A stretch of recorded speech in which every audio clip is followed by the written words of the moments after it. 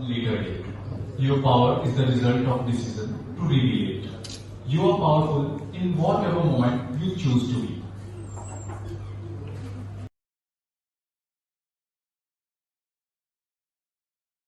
Right?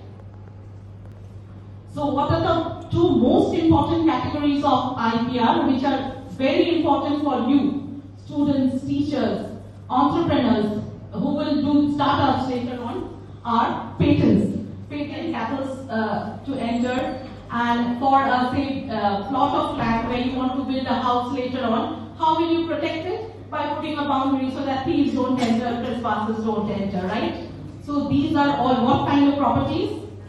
These are all your physical properties, right? You can touch them, you can see them.